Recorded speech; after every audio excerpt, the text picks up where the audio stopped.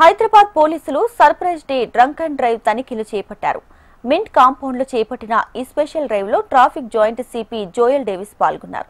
ఉదయం కూడా కొందరు డ్రైవర్లు మద్యం సేవించి వాహనాలు నడుపుతున్నట్లు గుర్తించామని, అందుకే కేవలం రాత్రి వేళల్లో కాకుండా పగలు కూడా తనిఖీలు చేస్తామని వెల్లడించారు.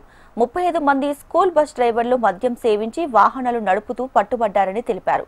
ట్రాఫిక్ జామ్ లేకుండా ఇకపై పగటి వేళల్లో కూడా డ్రంక్ అండ్ డ్రైవ్ తనిఖీలు జరుగుతాయన్నారు traffic joint CP Joel Davis. ఇక మైనర్ల డ్రైవింగ్ పై స్పెషల్ ఫోకస్ పెట్టినట్లు తెలిపారు. మైనర్లు డ్రంక్ అండ్ డ్రైవ్ లో పట్టుబడితే కఠిన చర్యలు తప్పవని హెచ్చరించారు. ఇప్పటి వరకు మైనర్ల డ్రైవింగ్ పై 4500 కేసులు నమోదు చేశామని, అందులో 2800 వాహనాలు వెహికల్ రిజిస్ట్రేషన్ క్యాన్సిల్ కోసం రవాణా శాఖ అధికారులకు సమాచారం ఇచ్చామని వెల్లడించారు. డ్రంక్ అండ్ డ్రైవింగ్ ఇంత ముందుకు డ్రంక్ అండ్ డ్రైవ్ టెస్ట్ ఏదైతే ఉందో నైట్ టైంలో చెక్ చేసేవారు. అంటే గత కొన్ని సంవత్సరం నుంచి అదే జరుగుతూ ఉంది. నైట్ 10 o'clock తర్వాత వెహికల్స్ రోడ్లో ఆ వాల్యూమ్ అన్ని తగ్గిన తర్వాత చెక్ చేయడం జరుగుతుంది.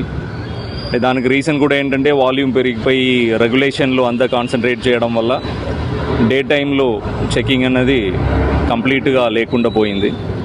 సో నైట్ ఒక షెడ్యూల్ పెట్టేసి ఫిక్స్డ్ ప్లేసెస్లో మోస్ట్లీ చేసేవారు.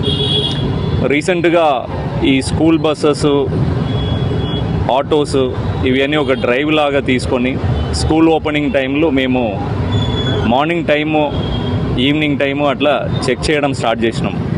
కానీ మాకే షాకింగ్ ఏంటంటే కొన్ని స్కూల్ బస్సెస్, పిల్లలతో వెళ్ళే స్కూల్ బస్సెస్ కూడా బస్ డ్రైవర్స్ తాగి ఉన్నారు.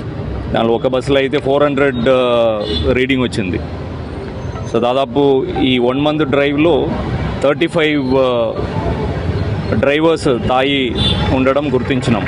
దానిలో బస్సెస్ ఉన్నాయి, స్కూల్ వ్యాన్స్ ఉన్నాయి, అలాగే స్కూల్ చిన్నపిల్లల్ని తీసుకెళ్లే ఆటో డ్రైవర్స్ ఉన్నారు.